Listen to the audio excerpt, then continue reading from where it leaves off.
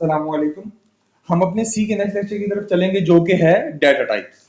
अब data types क्या होती हैं? हमने वैसे बेसिक पाइथन में कुछ चीजें देखी थी कि data type the type of the data which is being stored in the memory, उसको डाटा टाइप कहते हैं। कोई रॉकेट साइंस नहीं है। अब डाटा की डिफरेंट टाइप्स हो सकती हैं, या डाटा नंबर में हो सकता है, या डाटा करेक्टर में हो सकता है, यानी कि एक स्ट्रिंग टाइप में टेक्स्ट में हो सकता है, या फिर डाटा फ्लोट यानी कि डेसिमल नंबर्स में हो सकता है, या फिर डाटा ट्रू या फॉल्स की फॉर्म में हो सकता है। डिफरेंट डिफरेंट वेज हैं, ठीक है। तो अब हम बारी बारी तमाम जो अब ऐसा है कि सी के अंदर बहुत सी डाटा टाइप्स हैं, लेकिन हम कुछ जो मेन जरूरी हैं आपके लिए इस वक्त उनको देख लेंगे मोटा मोटा, ठीक है, कि what are basic data types.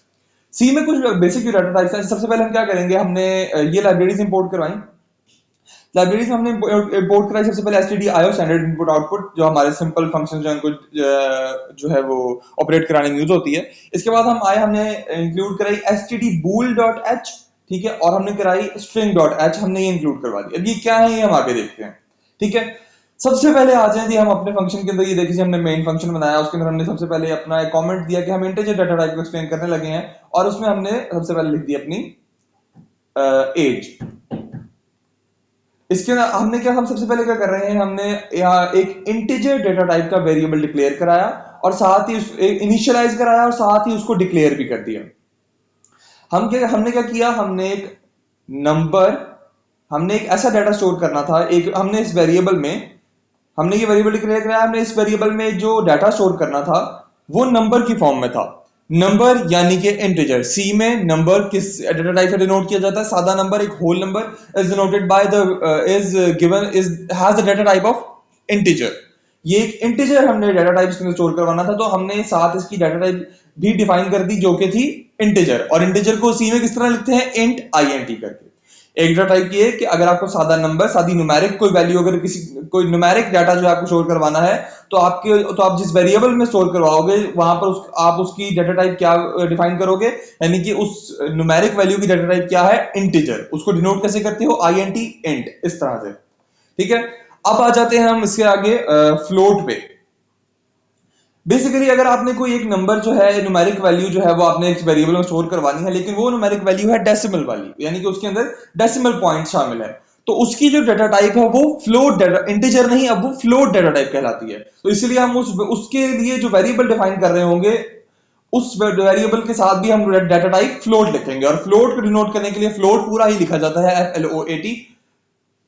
ये जो डाटा टाइप है, जो भी पॉइंट वाली वैल्यूज हैं उसकी जो डाटा टाइप है वो फ्लोट होती है, ठीक है। अब फ्लोट में ही एक आगे चीज होती है डबल। डबल को देख लेते हैं, डबल क्या होता है? Double is nothing different. Double float की ही एक आगे टाइप है, एक सब टाइप है, जिसमें आप ज्यादा प्रिसाइज वैल्यू लेते हो।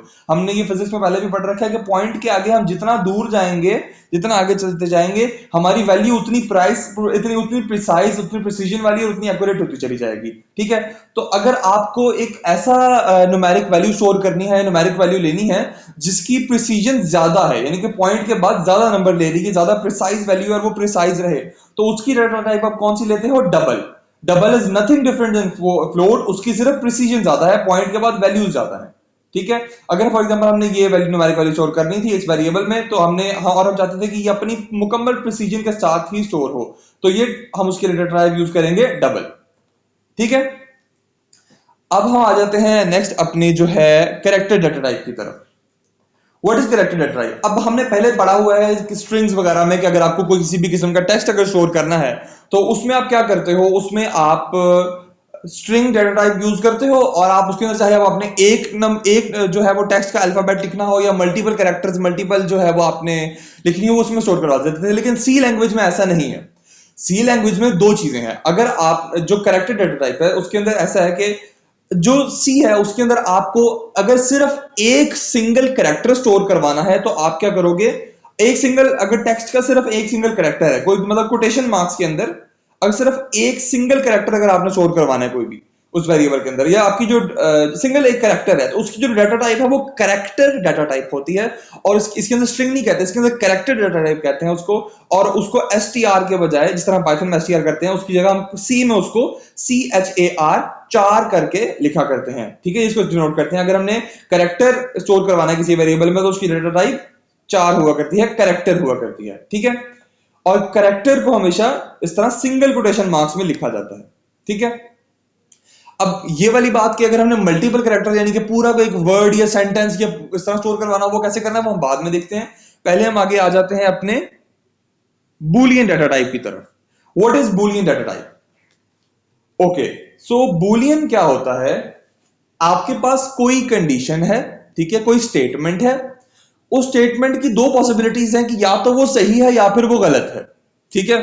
फॉर एग्जाम्पल एक एग्जाम्पल ले लेते हैं कि बाहर बारिश हो रही है। इसके दो पॉसिबिलिटीज हैं, ये ट्रू है या फॉल्स है।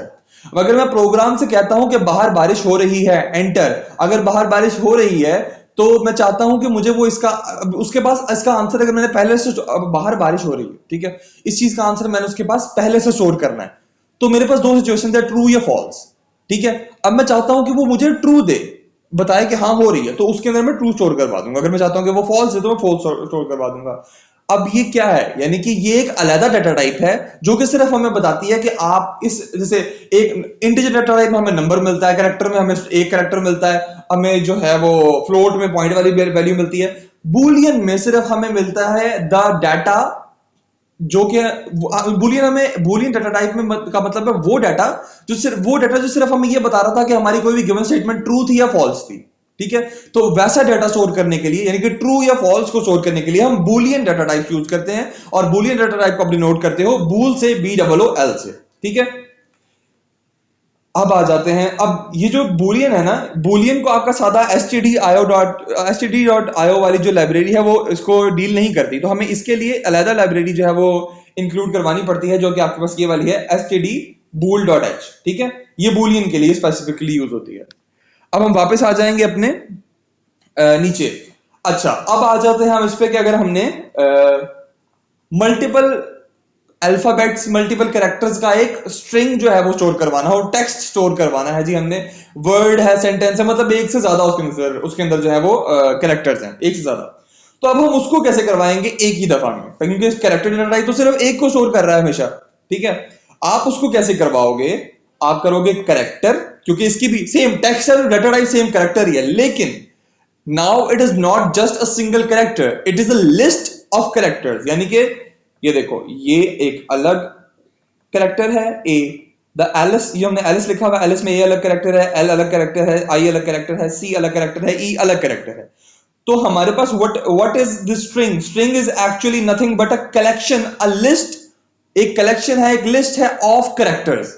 String, our text, our word, our जो भी हम स्टोर करवाने मल्टीपल कैरेक्टर्स वाला, is nothing more than a collection और a list of other characters, ठीक है। तो हम क्या करते हैं, जब हम इसके लिए वेरिएबल डिफाइन करते हैं, अब हमने इस सारे को इकट्ठा एक वेरिएबल में स्टोर करना है, इन सारों की जो लिस्ट ऑफ कैरेक्टर्स है या फिर जो स्ट्रिंग है, जो टेक्स्ट है, इसको हमने एक ही वेरिएबल में स्टोर करवाना है। हम उस वेरिएबल के आगे स्क्वायर ब्रैकेट्स लगाते हैं, और उन स्क्वायर ब्रैकेट्स में हम एक नंबर लिख देते हैं। नंबर क्या होता है? हम नंबर ये लिखते हैं कि हम बता रहे हैं कि तुम्हारे के हमने कैरेक्टर लिखा, यानी कि लिखा हमने CHAR, मतलब इससे आगे जो भी वेरिएबल हम लिखने लगे हैं उसमें जो डाटा स्टोर होगा वो कैरेक्टर डाटा टाइप का होगा, ठीक है। वेरिएबल नेम, उसके बाद फिर हमने आगे लिखा वेरिएबल नेम, ठीक है। अब हमने बताना है कि हमने इस वेरिएबल में जो कलेक्शन ऑफ कैरेक्टर्स, यानी कि जो स्ट्रिंग स्टोर करवाना है, उसकी मैक्सिमम लेंथ कितनी हो सकती है। हमने उसकी एक मैक्सिमम लेंथ स्टोर बता दी है कि यार इतने नंबर ऑफ कैरेक्टर्स तुम अपने अंदर स्टोर कर सकते हो, ठीक है। हमने वो इसके आगे स्क्वायर ब्रैकेट्स में बता देना है। उससे क्या होगा, ये समझ जाएगा कि ये सिर्फ अब ये जो वेरिएबल है ये सिंगल कैरेक्टर के लिए नहीं है, ये एक लिस्ट ऑफ कैरेक्टर्स के लिए है जो इकट्ठी इसके अंदर स्टोर होंगी इस वेरिएबल में। और जब भी हम नेम वेरिएबल, ये नेम वेरिएबल है नेम, इसको जब भी हम कहीं भी यूज करेंगे तो उसका मतलब ये सारी लिस्ट ऑफ कैरेक्टर्स, ये पूरी स्ट्रिंग इकट्ठी यूज होनी है, वहां पर ये मुकम्मल तौर पर इकट्ठी यूज होगी। और ये जो है, जो हम अंदर नंबर लिख रहे हैं वो हमें मैक्सिमम नंबर ऑफ लेंथ हम बता रहे हैं कि इसके अंदर हम मैक्सिमम इतने नंबर ऑफ कैरेक्टर्स की जो स्ट्रिंग है वो स्टोर करेंगे।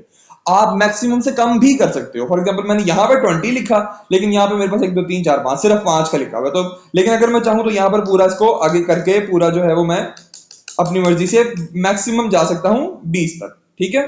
मैक्सिमम यानी कि मैं 20 तक जा सकता हूं,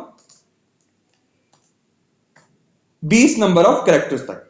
अच्छा, अब ये बात क्या है, ये चीज गौर से समझिएगा।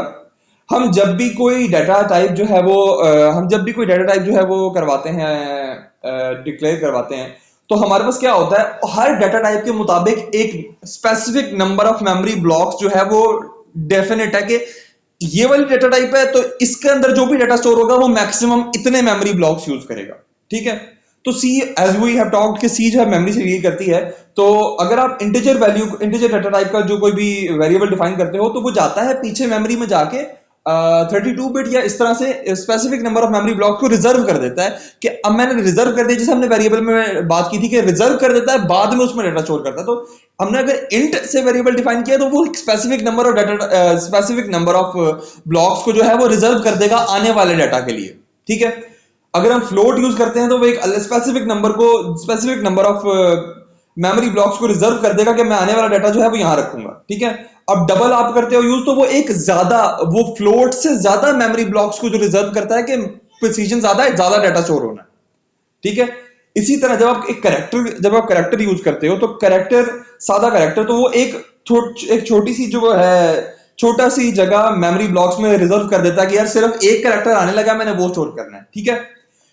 लेकिन अगर आपको एक से ज्यादा स्टोर करना पड़ता है तो आप ये जो इसके आगे बता रहे हो ये चीज, ये एक्चुअली आप उसको बता रहे हो कि मैं एक नहीं, मैंने ज्यादा स्टोर करना है और मैंने मैक्सिमम इतना स्टोर करना है, तो तुम जाके पीछे मेमोरी में मैंने जो तुम्हें लेंथ दी है इस हिसाब से मुझे रिजर्व कर दो मेमोरी ब्लॉक्स, ठीक है। तो यहां पे जो आप लेंथ बता रहे हो अपने कैरेक्टर की मैक्सिमम, वो आप उसको असल में ये बता रहे हो कि जाके पीछे मैंने मैक्सिमम इतने नंबर ऑफ कैरेक्टर्स दे देने हैं, तो इस वेरिएबल के लिए जाके पीछे मेमोरी ब्लॉक में इतनी जगह रिजर्व करो, इतना, या मैं मैक्सिमम तुम्हें इतना डाटा दे सकता हूं।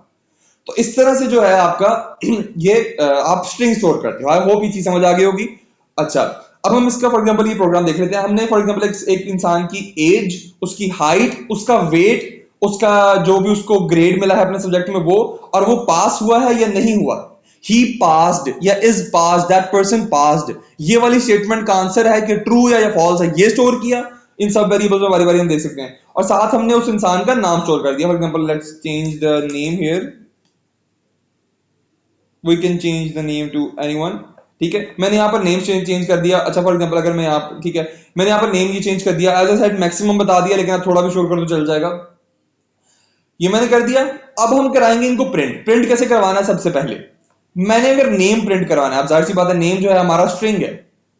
स्ट्रिंग को हमने देखा था पहले कि अगर हमने स्ट्रिंग प्रिंट करवाना है तो उसके लिए हमें यहाँ पे परसेंटेज एस, जहां पे हमने उसको प्रिंट करवाना है वहां परसेंटेज एस लिखना पड़ता है, स्ट्रिंग वेरिएबल को परसेंटेज एस लिखना पड़ता है और कॉमा के बाद वो वेरिएबल मैंने लिख दिया।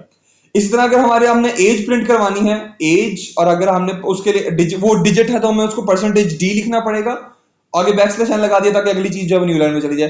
अब यहां पर हमने एज प्रिंट करवा दी। इसी तरह फ्लोट के लिए आपने क्या किया? अच्छा, यहां पे हम सीधा परसेंटेज एफ भी कर सकते हैं, लेकिन ये परसेंटेज डॉट 1f या परसेंटेज डॉट 2f करने का क्या मतलब है? इसका मतलब है कि मुझे जो है इसकी वेरिएबल के पॉइंट के बाद इतनी वैल्यू चाहिए। इसका सिंपल इतना मतलब हुआ करता है सिर्फ। अब ये देखें, जैसे मैंने यहां पर डबल को आगे 0.3 एल एफ करके स्टोर किया, यानी कि एक लंबा फ्लोट एल एफ मैंने कर दिया, लॉन्ग फ्लोट। तो इसको इसको जो डबल है उसको प्रिंट करवाने के लिए आप ये यूज करते हो L F,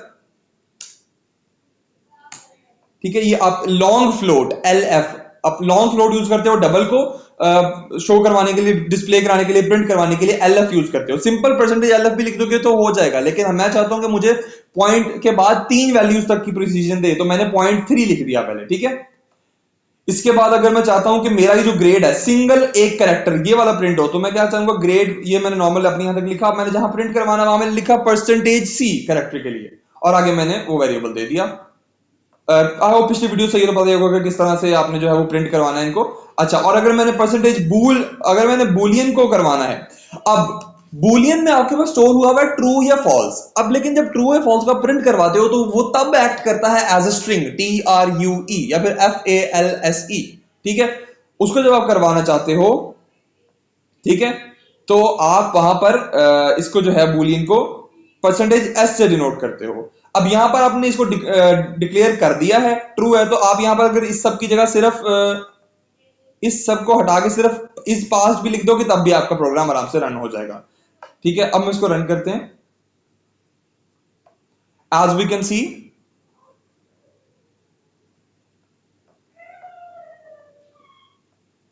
as we can see here, अब हमारा जो नेम है वो ये प्रिंट हो गया, एज ये प्रिंट हो गई। Just second, let me show you properly. ये जो आपके पास यहाँ पर ये प्रिंट थे, ये थे जिनकी मैं बात कर रहा था कि जो नेम है, एज है, परसेंटेज डी है नेम के लिए, डिजिटल परसेंटेज डी है नंबर के लिए, 0.1f है फ्लोट के लिए, 0.3 ये 0.3 जो है वो 3 हमने प्रिसीजन लिया, अब हमने LF हमने लगाया है लॉन्ग फ्लोट यानी कि डबल के लिए, और हमने परसेंटेज सी लगाया है कैरेक्टर के लिए, परसेंटेज एस दोबारा लगाया है अपने बूलियन के लिए। और मैंने बोला था कि इन वाली चीजों को अगर आप ना आगे ना भी लगाओ तब भी ये प्रोग्राम सेम वे में एक्ट करता है। ठीक है, अब हम आ जाते हैं, अब हम इस प्रोग्राम को रन करके देखते हैं। as we can see हमारा प्रोग्राम यहाँ पर रन हो चुका है और हमारे पास जो है वो प्रॉपर नेम, एज, हाइट ये प्रॉपर आ गई। ये देखिए, ये जो ये था ये 3 तक प्रिंट हुआ है, यानी कि 0.3 LF किया था हमने और इसके अंदर 0.1F किया था, तो ये 0.1 सिर्फ 1 तक आया है। और जो ग्रेड है वो आपका सिंगल स्टोर हुआ है, आपका ये इज पास्ट पे भी ट्रू आ गया। ठीक है, आई होप इसमें समझ आ गया होगा। अगर कोई चीज समझ नहीं आई तो आप पूछ सकते हैं। Thank you so much.